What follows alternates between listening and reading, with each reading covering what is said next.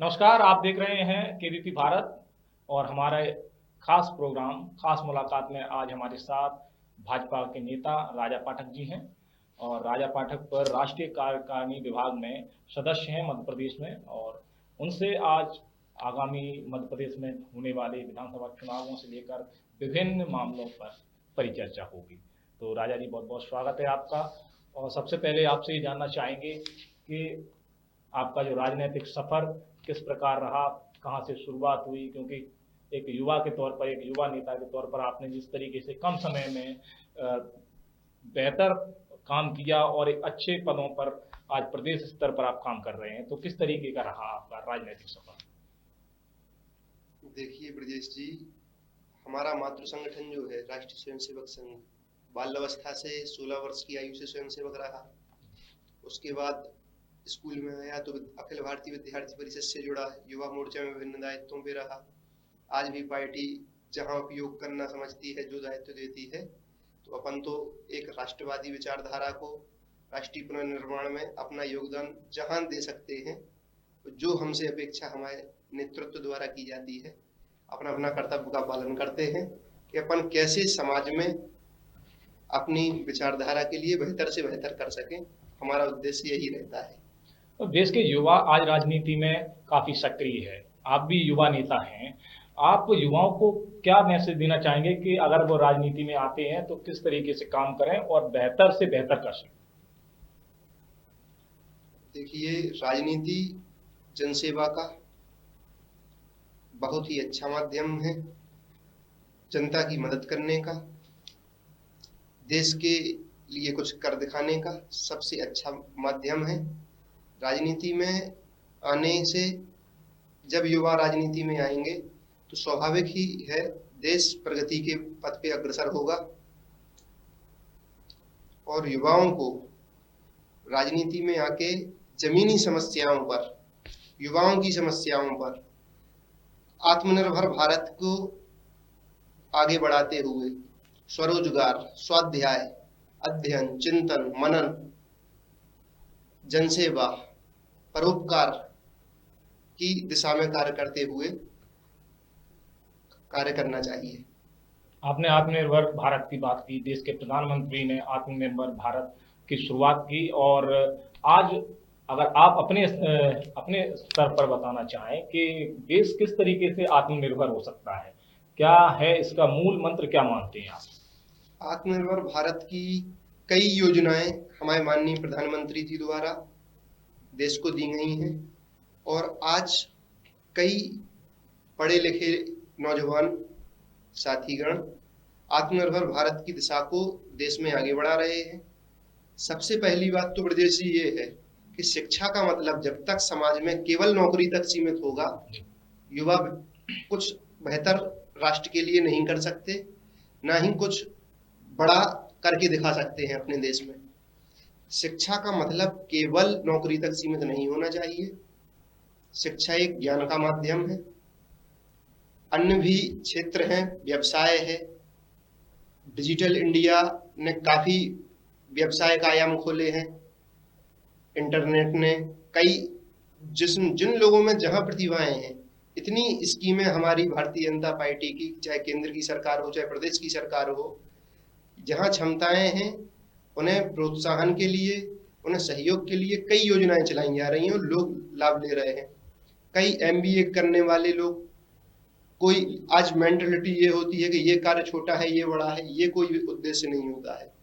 जो कार्य अच्छे तरीके से करने की जो सोच रखते हैं वो बड़ा होता है। एक देखिए, अगर आत्मनिर्भर की है तो ये भी बात ठीक है कि आप नौकरी की बजाय बिजनेस करें, स्वरोजगार करें, तो उससे भी देश आत्मनिर्भर बन सकता है, और सरकार तमाम योजनाएं भी चलाती है। लेकिन होता क्या है कि जब आप इस तरीके से सोचते हैं तो कहीं ना कहीं आपका परिवार, आपका समाज जब तक आपका साथ नहीं देता, तब तक आपकी जो स्वरोजगार करने से लेकर तमाम जो चीज़ें हैं आत्मनिर्भर बनने तक की, वो आप उस पर खरा नहीं उतर पाते हैं। तो कहीं ना कहीं समाज और परिवार से लेकर सरकारों का एक ऐसा विचारात्मक वो बनना चाहिए युवाओं के लिए कि वो आसानी से इस ओर बढ़ सके। ब्रजेश जी, समाज में जागरूकता की आवश्यकता है। समाज बच्चे की रुचि के बारे में समझें, अपने परिवार के बच्चों की रुचि की ओर प्राथमिकता देते हुए वो जिस दिशा में अच्छा कर सकते हैं उसे उस दिशा में उनको सहयोग करना चाहिए और प्रोत्साहन करना चाहिए। अगर बात करें आज के मौजूदा मुद्दों की, तो द केरला स्टोरी मूवी इस समय काफ़ी चर्चा में है। कर्नाटक चुनाव के साथ ही कांग्रेस ने इस पर तमाम आरोप भी लगाए थे कि कहीं ना कहीं ये जो मूवी है वो कहीं ना कहीं चुनावों को प्रभावित करेगी, और इसके बैन करने से लेकर तमाम इस पर आरोप भी लगे हैं। आपके हिसाब से आपने ये मूवी देखी भी है, आपने अपने सोशल मीडिया हैंडल्स पर उसके फोटो भी शेयर किए थे, तो क्या रहा इस मूवी में, आपको क्या देखने को मिला और क्या मैसेज आप देना चाहेंगे इसके जवाब में? देखिए ब्रजेश जी, केरला मूवी जो है ये आतंकवादी षड्यंत्रों को उजागर कर रही है।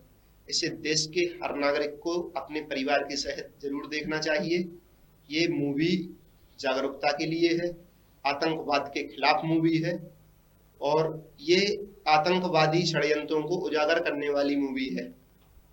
आपने और आप जो राज्य से बैन करने की मांग कर रहे हैं वहां ऐसी गतिविधियां पाई जा रही हैं उन पार्टियों के द्वारा, उन देशद्रोही नेताओं के द्वारा, जहां इसको बैन करने की मांग हो रही है वहां वैसी ही स्थितियां हैं।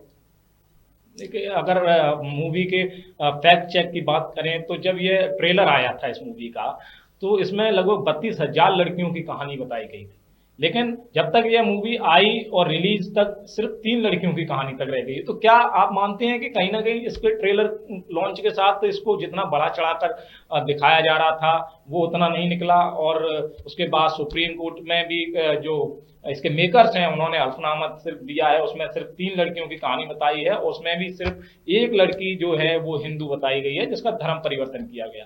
तो आपके हिसाब से मूवी जो बनाई गई थी, जो उसके मूल उद्देश्य थे, वो कहीं ना कहीं नहीं साबित हुई सही, या उसके फैक्ट चेक जो सामने आए उसके बाद इसकी विश्वसनीयता पर भी सवाल उठने लगे? देखिए ब्रजेश जी, ऐसा है, कोई भी कहानी बनती है जब उसके तथ्य आधार होते हैं वो रियल स्टोरी है। अब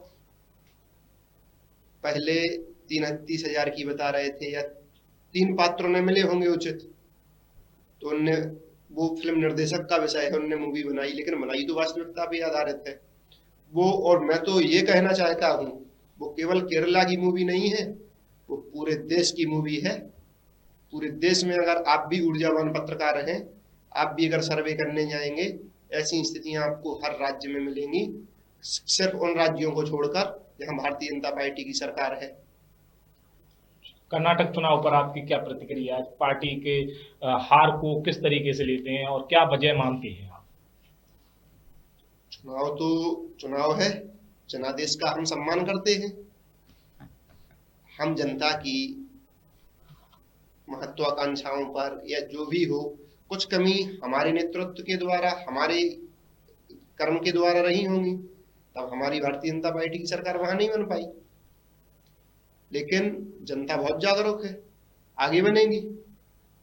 राहुल गांधी ने बयान दिया था कि नफरत का बाजार है, बंद हुआ है और मोहब्बत की दुकान खुली है। तो क्या मानते हैं आप, जो कर्नाटक में बजरंग दल और बजरंगबली का फैक्टर था वो फेल हो गया? पहली बात तो ब्रजेश जी, आपसे मैं ये कहना चाहूंगा, राहुल गांधी जी आतंकवादियों को जी करके संबोधित करने वाले, आतंकवादियों के पक्ष कर रखने वाले, पीएफआई, आईएसआईएस जैसे संगठनों को संरक्षण देने वाली कांग्रेस पार्टी बजरंग दल के बारे में बात करती है। आप बजरंग दल का एक भी कार्यकर्ता बता दें जो किसी भी आतंकवादी संगठन से जुड़ा हो। बजरंग दल एक धार्मिक युवा संगठन है जो राम जन्मभूमि की जब यात्रा निकल रही थी उस समय संतों की सुरक्षा सेवा के लिए बना था। ये कांग्रेस वाले, ये तो मातृ संगठन राष्ट्रीय स्वयंसेवक संघ जो विश्व का सबसे बड़ा स्वयंसेवी संगठन है, मैं गर्व से कहता हूं मैं स्वयंसेवक हूं। क्या जे लोग गर्व से कह सकते हैं कि जे सिम्मी के सदस्य हैं? आप आरोप लगा रहे हैं कि सिमी के सदस्य हैं, हालांकि इन आरोपों पर की सच्चाई क्या है वो तो जांच कर इन रहे हैं। संगठनों के पक्ष में आते हैं ना जी हमेशा। बजरंग दल का आज राष्ट्रीय स्वयंसेवक संघ के एक भी अनुषंगिक संगठन से जुड़ा कोई भी सदस्य, कोई भी स्वयंसेवक आप बता दें जो आतंकवादी गतिविधियों में लिप्त हो। देखिए, आप मानते हैं कि कर्नाटक हार का असर मध्य प्रदेश, राजस्थान और छत्तीसगढ़ के आगामी विधानसभा चुनाव में देखने को मिल सकता है? मध्य प्रदेश की स्थिति जो है वो अलग है। मध्य प्रदेश की जनता भाजपा को परख चुकी है। मध्य प्रदेश की जनता ने कांग्रेस का काल देखा है।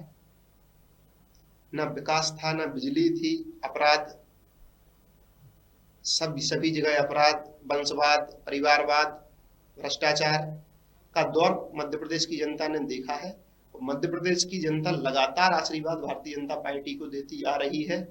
पिछली बार 2018 का चुनाव कुछ सीटों से हम लोग जरूर अपनी सरकार नहीं बना पाए थे, लेकिन वोट शेयर हमें ज्यादा मिला था, सीटें उन्हें ज्यादा मिली थी। लेकिन उसके बाद भी सिंधिया जी ने राष्ट्रीय पुनर्निर्माण के लिए, राष्ट्र हित के लिए भारतीय जनता पार्टी को चुना। वो अपने साथी विधायकों के साथ आए और आज वो हमारी भारतीय जनता पार्टी के वरिष्ठ नेता हैं और उनके सभी विधायकों ने राष्ट्र हित में अपना समर्पण दिया। तो आज हमारी सरकार फिर है।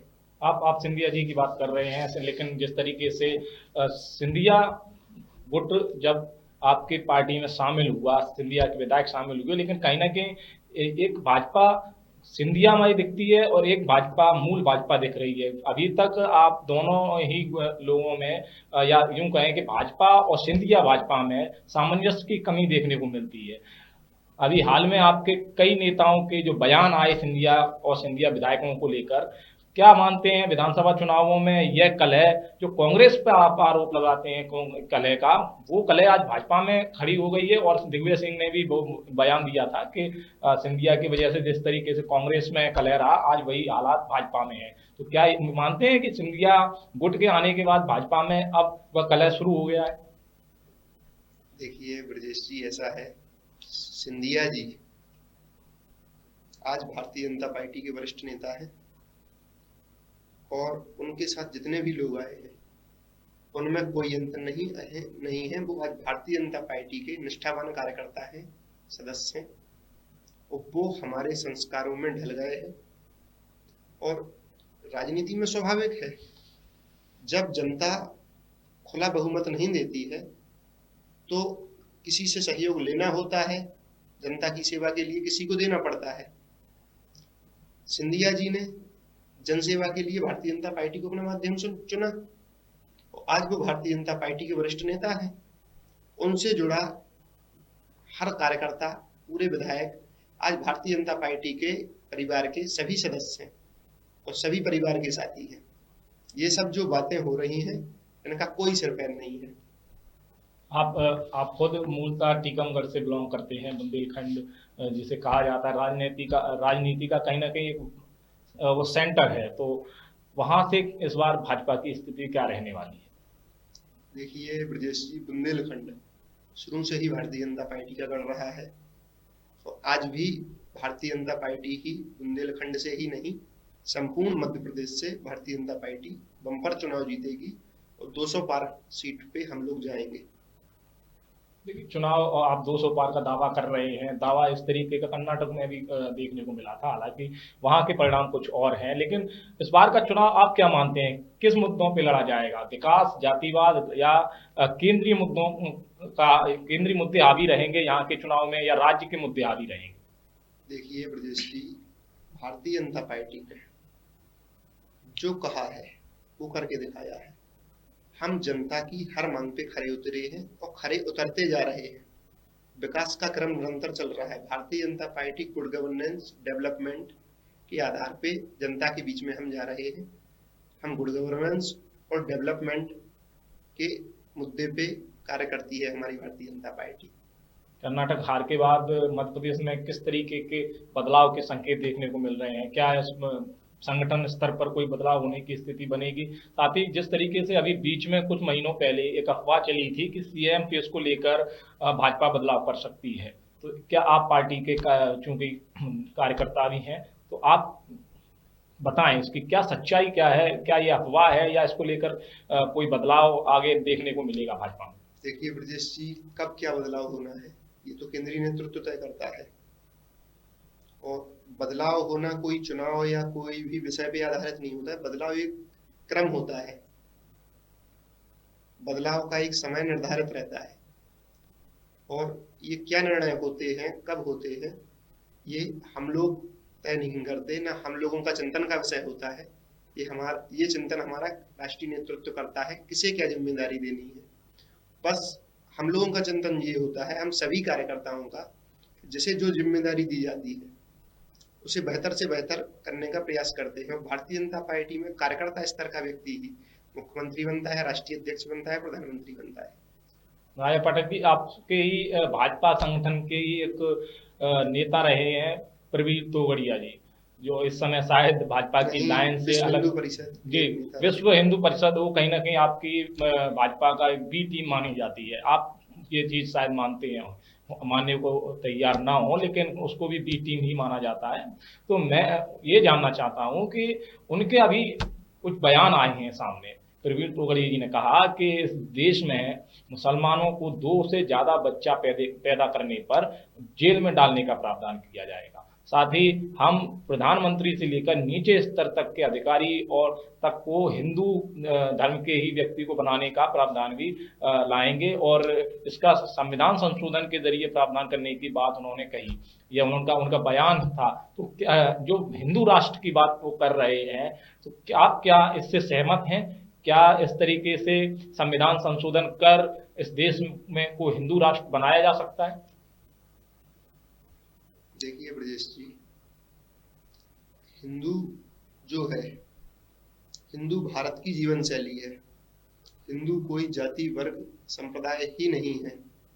भारत में रहने वाला प्रत्येक व्यक्ति हिंदू है। उनके पूर्वज हिंदू रहे, किसी भी पूजा पद्धति को मानने वाले लोगों। हिंदू राष्ट्र पे आप कई पार्टी हमेशा से कहीं ना कहीं स्टैंड बाय, मतलब एक सामने मुद्दे पर आकर काम करती है हिंदू को लेकर, हिंदू मुद्दों को लेकर।